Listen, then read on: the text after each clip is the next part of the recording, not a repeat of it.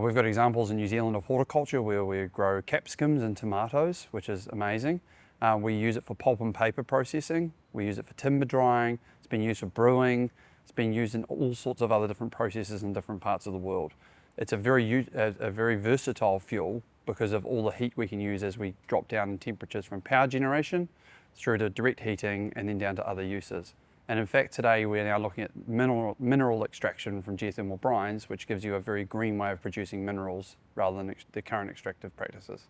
We live in an incredibly complicated world, but everybody still wants to be able to turn their lights on and cook when they go home. And people need to have surgeries in hospitals and need access to emergency services, which all rely on energy. The transition to a low carbon future is complicated because of that, and we have a number of different fuels which we've been using for a number of years, like oil and gas and coal, which we will rely on in the near term. Where geothermal fits in that is really important because it provides a base load solution, which means we are replacing the type of energy which those fossil fuels have been providing us with as it generates, and it is at a very low carbon. As we move with time, we're going to see geothermal becoming more and more relevant, particularly with things like hyperscalers and the advent of AI. We've got data centers which need 24/7 power, and that's going to be critical. So geothermal, we're already seeing examples of that with Fervo Energy and Google. Meta has signed an agreement with Sage. So we're starting to see this occur, and this is where geothermal is really relevant. Geothermal does have higher upfront costs generally when we're talking about power generation or heating because you are drilling deep into the earth to extract the heat. However, when you look at the long run costs of that and the benefits of that rather than having to produce a product like even metals to produce a product or something else like that, the long run cost of geothermal is extremely beneficial. We have examples of geothermal systems all around the world which were originally built in the 1950s and 60s, and some of those fields are actually running at greater capacity today than they were originally at day one. There's not many other resources in the world where we've seen that type of efficiency gain over that long period of time. And so I think that's really important. But we're also seeing the change in the technology landscape. We've seen oil and gas technology transition across into geothermal, and that's starting to show its commercial viability in the last 12 to 18 months. And we're also seeing lower temperature geothermal applications for district heating and even heat pumps which use ground source heat rather than electric heat. Okay, so a good example of this is the Wairakei geothermal field in New Zealand, which is over 60 years old. And they're only now just looking at modernising the original power plants. It's a really great example of where geothermal innovation was born out of in New Zealand. And that field has been through a management process which has meant that the reservoir has been able to be looked after.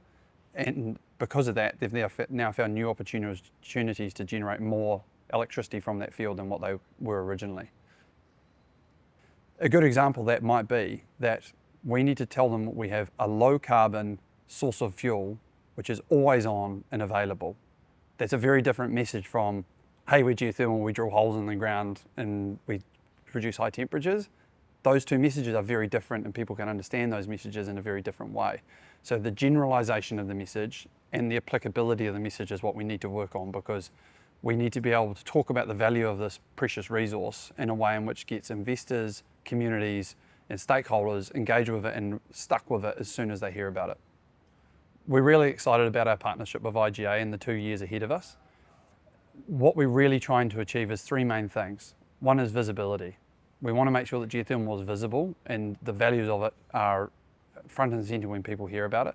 Second thing is best practice. We want the global best practice from all the communities in geothermal to be available and used by not only those already in industry, but those coming into industry from outside, because we can have a lot more people from outside our community coming in.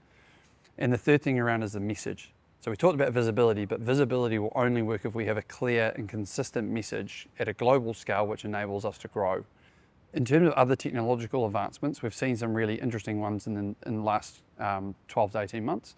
One of those is enhanced geothermal systems, and we're really excited to see companies like Fervo Energy pioneering that and taking oil and gas technology and making geothermal available in areas where it previously wasn't before. And the other thing we've seen in the last little while is a bit more reinvestment in supercritical geothermal. And that's really key, because if we can unlock the energy of really, really hot fluids, it means we can get more energy out of the ground than what we get today.